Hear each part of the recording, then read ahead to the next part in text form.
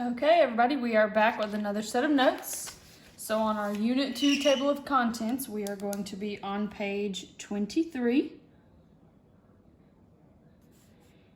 And it is titled Solving.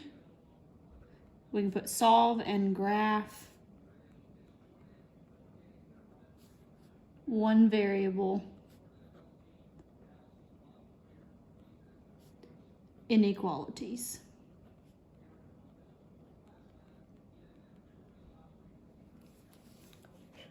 So solve and graph one variable inequalities. So write smaller, else you're going to run out of room like I did. Once you get that written down, you will need to take these notes. It's a full sheet of paper like normal. Just fold it in half and tape it down on page 23. So go ahead and do that now. Okay, so now we're just going to talk about what a one variable inequality is, the setup, and then we'll start solving and graphing them once we get done. So this first statement right here says an inequality is a mathematical relationship in which two expressions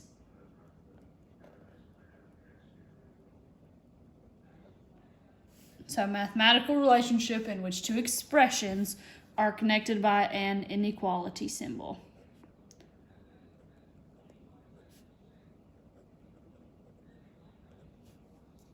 So we have two expressions that are connected with an inequality symbol. So in math, we have 4 inequality symbols, and they are all right here. So the first one is less than. When you go to graph it, this is what the graph looks like on a number line. We're talking about graphing on a number line. Greater than, that's what the graph looks like on a number line. And then we have the same thing, or the or equal to bar is added. So the only difference between these two is when the or equal to bar is there, it includes that specific number. So that's a closed circle is what we call that. And then if we just have less than or greater than, it's going to be open circles, which means it does not include that specific number. So open circles do not include that number. Okay, so open circles do not include that number. We just talked about that. And then closed circles do include that number. And I'm going to show you what that means once we get started solving and graphing them on the number line. Okay, so we have a little bit more notes and examples all at the same time. So let's slide down to the bottom. So, solving one variable inequalities. Solve inequalities the same way you would solve an equation. So, what I mean when I write that, whenever we solve equations, we do inverse operations. So, if you see addition, you're going to do subtraction because it's the inverse, and that's how we would get rid of that. That idea, you use that same idea to solve inequalities. So we're going to talk about and use that same idea right here on this example. So using inverse operations, we have 3x plus 4 is greater than 10. So for the purpose of solving, we see that this is a greater than symbol. We don't really mess with that unless one specific scenario comes up, which I'm going to tell you about later. So let's just focus on solving this. So remember, when you solve, your goal is to get the variable by itself, isolate the variable. Well, here's my variable. I cannot do anything with that until I get rid of that plus 4. So I'm going to subtract 4 from both sides because that's the inverse. Well, when you do that, these right here go away. And I'm going to be left with 3x. I'm going to bring down that inequality. And then that side is going to be 6. So now we just divide by 3. Divide by 3. And we have x is greater than 2. And this is our solution set.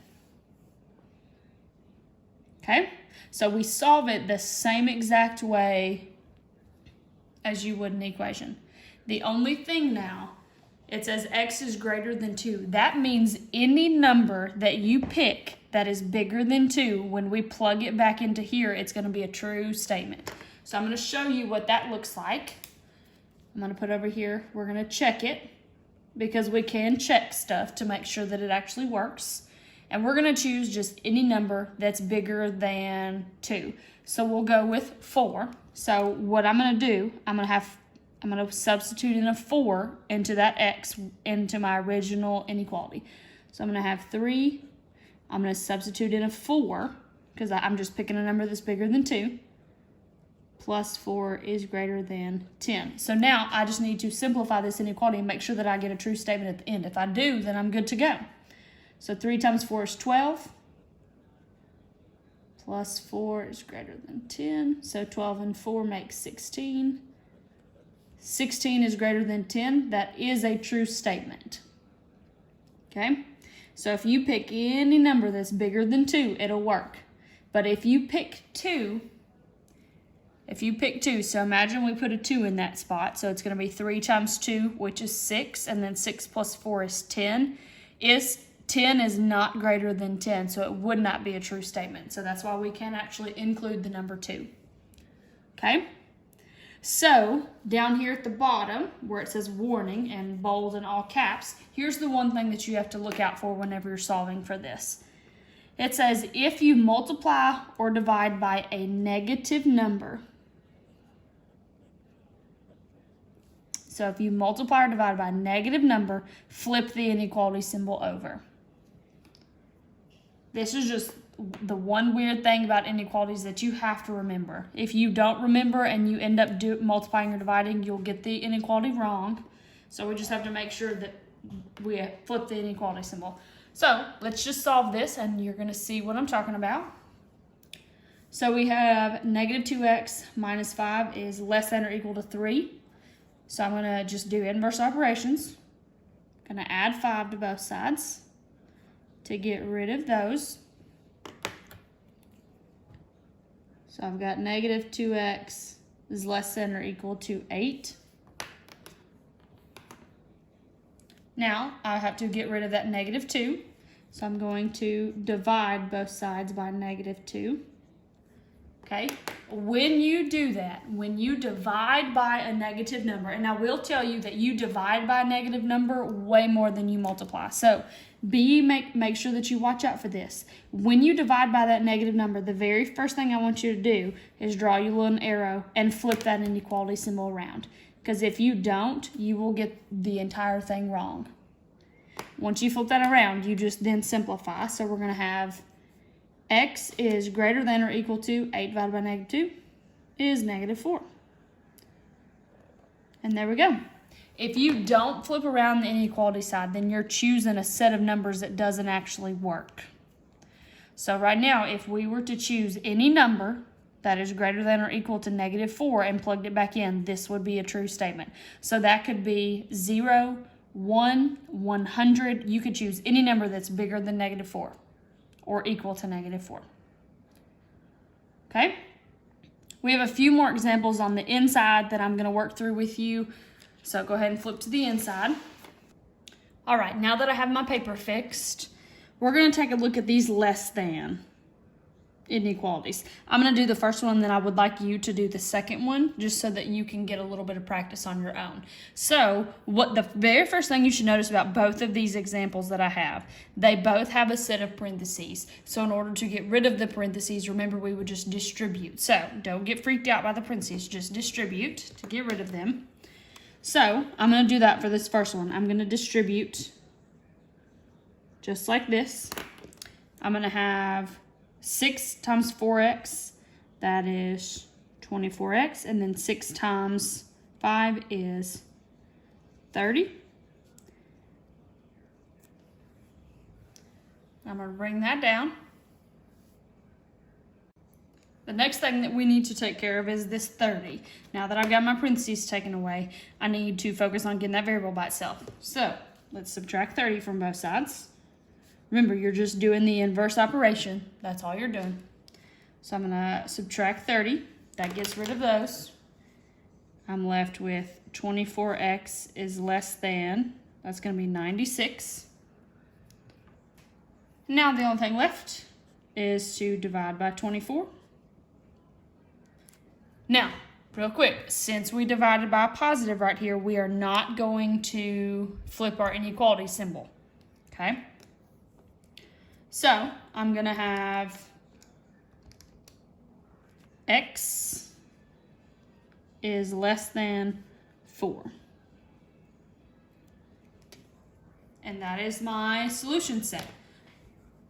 So what I did, I solved the inequality. Now I have a number line over here. So it's my job now to show this solution set on the number line. So we have to talk about the number 4 to start with. The number 4, we have to talk about, is it going to be included or excluded from my solution set? This one is going to be excluded, which means we're not going to show that 4 is in the solution because there's not an or equal to bar. So this is similar to what our graph is going to look like. We're going to have an open circle at positive 4, just like this. So this shows that 4 is not actually a solution. And then I want everything less than that. So it says x is less than 4. So I'm going to highlight or shade in the direction of the numbers that are less than 4. So now if we were to pick any number that in that shaded region over here, so 2, -1 is over here, -1,000 is over here. If we were to choose any of those numbers and plug it in, it would be a true statement. Okay, I want you to take some time and solve this second one real quick. So pause the video, solve it, and then play the video again before you graph it because I need to show you something. Okay, so you should have done the math now. So we solved this inequality. I apologize for the tape. I made a mistake and I can't find my whiteout still. So we have solved this inequality and we have 2 is greater than x is our solution set. Now, this is correct, but I want you guys to get in the habit when you're solving these inequalities, if you get this as your solution set, we need to rewrite it. We always want that variable to be on the left-hand side. So what we're going to do is we're just going to flip the entire thing around because I need the variable to be on the left.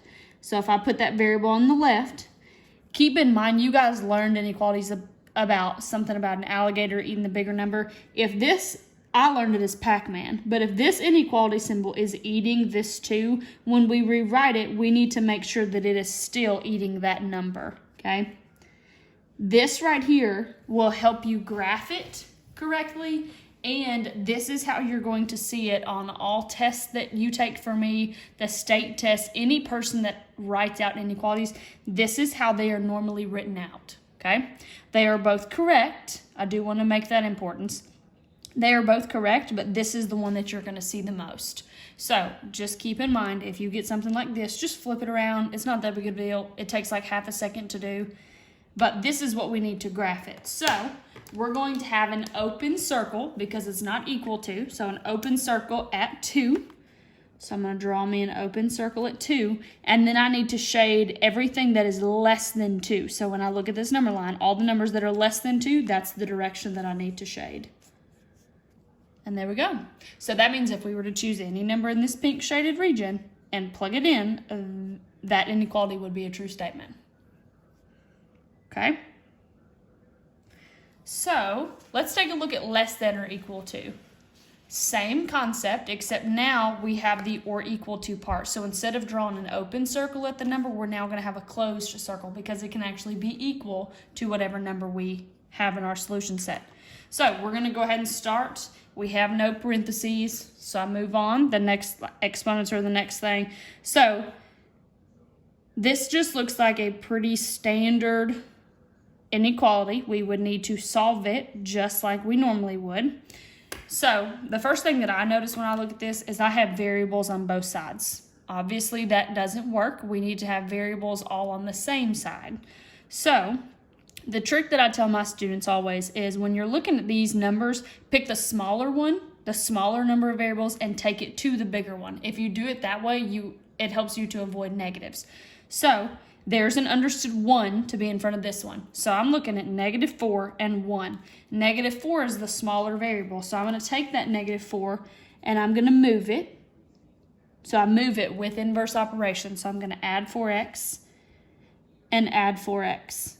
Remember, you got to do it to both sides. these 4x's are going to cancel, leaving me with just 9 on that left-hand side. Bring down my inequality. And so this is 1x plus 4x, which is 5x, and I'm going to bring down that minus 21. So now I'll just continue solving. My variable's over here on the right, so I just need to move everything else away from it and solve it. So that's going to be plus 21, because I got to get rid of that 21. So 9 plus 21 will be 30, is greater than or equal to 5x. I'm going to divide by 5. And so I'm going to end up with 6 is greater than or equal to x. Well, here's another example of what we just talked about. If this is how your inequality looks at the very, very end, just flip the entire thing so that way we can graph it correctly. So I'm going to have x is less than or equal to 6. Now, remember, these are the same thing. The inequality is just said slightly different, but you're shading the same region. Okay? So now that we have this one, let's go ahead and shade. So we've already talked about we're going to have a closed circle because it can actually be equal to 6. So I'm just going to draw me a closed circle at 6. So I'm just going to shade in that circle. And then I need x's less than 6. So that's all numbers that are less than 6, which is over here to the left. And there we go. We're done with that one. Okay. I'm going to work a little bit backwards for these next ones. So we're going to start with greater than or equal to this time. So just directly across the bottom. So we're dealing with a closed circle again, except this time we're going to be shading the opposite direction because it's a greater than. So I see parentheses, so we just need to take care of those bad boys. We're going to distribute, and that's going to give me 3x minus 6 minus 8x is less than or equal to 44. Okay. The next thing that I need to take care of are these like terms that I have right here. We have like terms on the same side, and we need to just combine those. Let's clean it up a little bit. That's 3x minus 8x, so that's going to be negative 5x, and I'm going to bring down that minus 6, less than or equal to 44. Just like that. So all I did was combine those. Next, I have to get rid of that minus 6. So we're going to add 6 to both sides. This takes care of those 6's for me. And I'm left with negative 5x is less than or equal to 50. Now, let's get rid of that negative 5. So I'm going to divide by negative 5. Do you remember what you're supposed to do when you divide by negative? It was that one weird thing about inequalities I told you to remember. Anytime we divide by negative, take this inequality sign and flip it around. If you don't flip it, you're going to shade the wrong side. So now we have a greater than or equal to, and so I'm going to have x is greater than or equal to 50 divided by negative 5 is negative 10. And this is my solution set. So notice that if we had not flipped it, it would have been a less than or equal to, which we've already done though. So be very, very careful when you divide by that negative. Flip that inequality. Okay? So now, open or closed circle at 10, negative 10. It's got to be a closed one because of that or equal to bar right there. So closed circle at negative 10. And it says x is greater than or equal to negative 10. So we're looking for all the numbers that are greater than negative 10. So a lot of kiddos struggle with the idea of negatives. They don't know which ones are greater than or less than. So here's my advice. We know, so this is negative 10. And when I look at this number line, all of it's negative. What I want you to focus on is focus on the positive number. So let's say positive 5, for example. We don't see it on this number line, but we know positive 5 is somewhere over here. Positive 5 is greater than negative 10, so this is the way that I have to shade. So figure out which side your positive numbers are on, and that's going to help you pick which side to shade. All of these numbers are greater than negative 10.